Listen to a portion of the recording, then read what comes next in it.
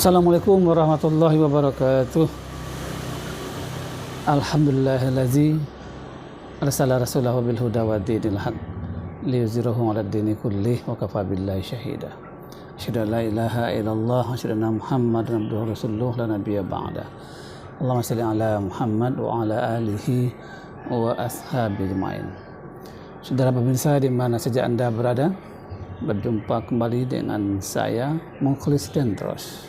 Kali ini berada di Jakarta. Saudara sekalian, Allah memerintahkan kita hidup di dunia ini untuk mengabdi kepadanya. Wa ma khalaqtul jinna wal insa illa liya'budun. Tidak aku jadikan jin dan manusia kecuali untuk mengabdi, beribadah padaku. Ini topik kita pada kali ini. Ibadah itu adalah pengabdian. Kalau Ibnu Taimiyah menyebutkan seluruh aktivitas yang kita lakukan sehingga Allah cinta kepada kita, Allah ridho kepada kita, itu adalah ibadah. Ulama juga mengatakan bahwasanya ibadah itu dibagi menjadi dua. Pertama, ibadah yang umum, yaitu seluruh aktivitas yang kita lakukan yang nampaknya tidak ada kaitan dengan ibadah, tapi ketika dilakukan dengan hal-hal tertentu dia bernilai ibadah. Yang kedua, ibadah khusus, yaitu aktivitas yang jelas nampak situ nilai-nilai ibadah. Contohnya sholat, puasa, ibadah haji, kemudian membaca Al-Quran dan seluruh aktivitas lainnya.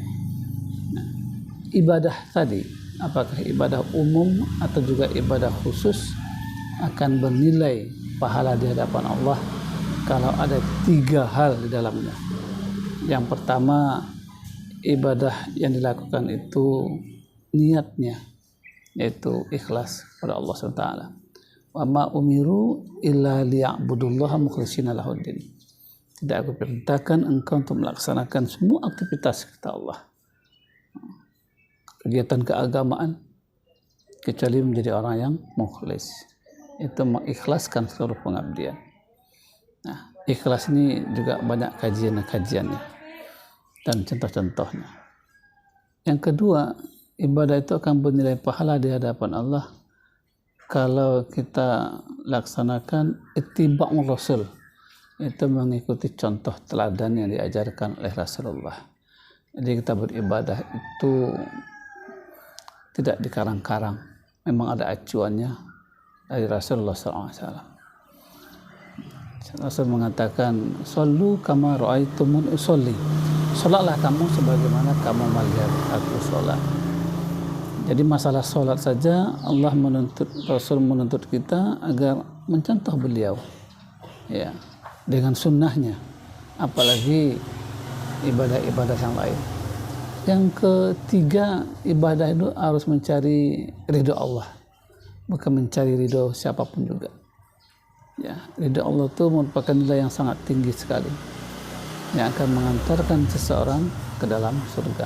Jadi pahala kita akan memperolehnya seluruh ibadah kita kalau tiga hal itu tadi, yaitu niatnya ikhlas dan cara sesuai dengan yang diajarkan Rasul, tujuannya mencari ridho Allah.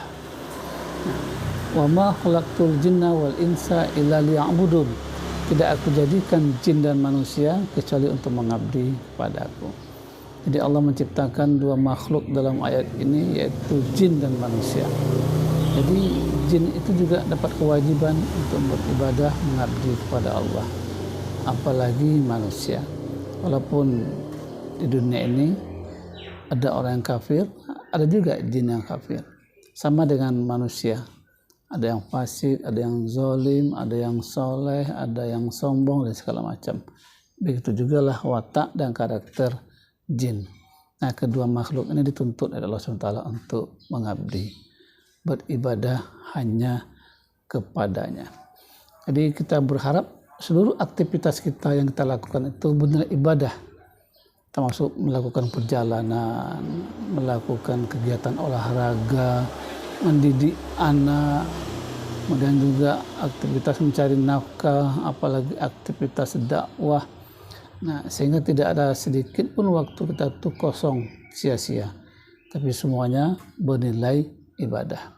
Apalagi Allah melanjutkan dalam firman-Nya, itu surat Al-Hasr, wal asri.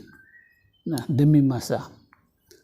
Allah berjanji dengan waktu, dengan masa. Innal insana lafi khusr. Sesungguhnya manusia itu dalam keadaan merugi, kata Allah.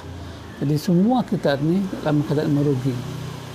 Nah, kecuali dengan 3 hal. Illal ladzina amanu wa amilus solihat wa tawassaw bil haqq wa tawassaw bis sabr. Jadi waktu yang diberikan Allah itu akan bermanfaat dengan baik kalau kita gunakan dengan 3 hal. Yang pertama, peningkatan iman, atau waktu itu diisi dengan aktivitas yang bernuansa keimanan. Yang kedua, waktu kita berisi dengan amalia ibadah, seluruh aktivitas kita. Nah, ibadah itu semuanya dilakukan dengan 3 hal akan bernilai pahala. Jadi kalau waktu kita habis sia-sia, tidak dengan peningkatan iman, tidak dengan ibadah, maka sia-sia waktu kita. Nah, dan juga waktu itu diisi dengan 3 hal berikutnya, yaitu aktivitas amar ma'ruf nahi mungkar atau berdakwah. Jadi kalau waktu yang diberikan Allah pada kita di dunia ini berapa saja, ada 60 tahun, 70 tahun, harus digunakan dengan 3 hal itu. Kalau tidak digunakan dengan 3 hal itu, maka sia-sia waktu kita. Nah, tiada waktu tanpa ibadah. Ini seharusnya menjadi moto bagi seorang muslim dalam kehidupannya, sehingga waktunya itu tidak sia-sia. Kita bertekad semua aktivitas kita itu harus bernilai ibadah kalau kita ingin selamat di dunia dan di akhirat. Nanti digambarkan oleh Allah SWT, ada orang-orang yang ketika berada di akhirat, ketika itu dia minta dikembalikan ke dunia, minta hidup sebentar saja lagi untuk memperbaiki dirinya dengan amal ibadah, dengan sholat, dengan infak, dengan kegiatan lainnya. Ketika ada mengisi waktu di dunia tidak dengan benar. Saudara pemirsa di mana saja Anda berada, demikian. Lebih kurangnya mohon maaf. Bila taufiq hidayah. Assalamualaikum warahmatullahi wabarakatuh. Sampai jumpa.